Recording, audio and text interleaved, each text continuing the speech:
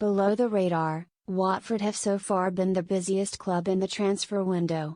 Hassan Kamara, a full-back, has arrived from Nice, centre-back Samir from Udinese and midfielder Edo Kayembe from Belgian club Eupen. It is thought experienced Croatian defender Delmagoj Vida will soon follow, from Turkish club Beşiktaş. So far, no fees have been. They won't come to much anyway. Kamara fetched around £4 million a year and a half ago, Samir more or less the same in 2016. Kayembe's value is estimated at £4 million, too, and Vida has never cost more than that in his career. And for all the talk of Premier League extravagance, this is what many deals are like outside the elite, even quite important ones.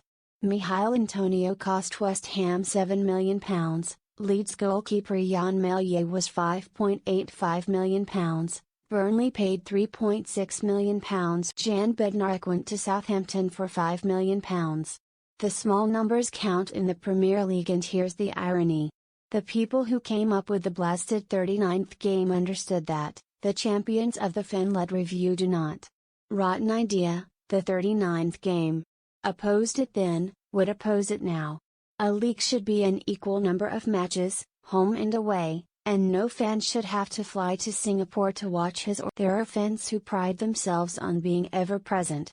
They should not have to save up for a trip to Melbourne to maintain that record. Yet the 39th game did have a purpose, and it was this: to increase competition.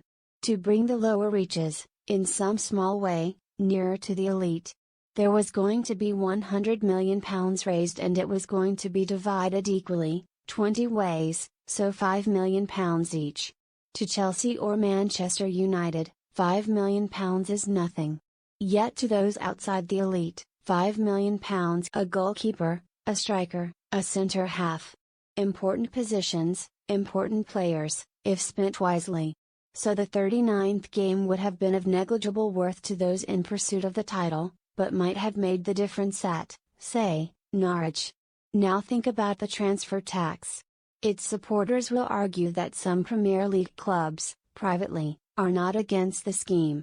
But we can guess which ones. What difference would a 10% levy on transfers make at Manchester United, who paid agent Mino Raiola £41 million for bringing them Paul Pogba?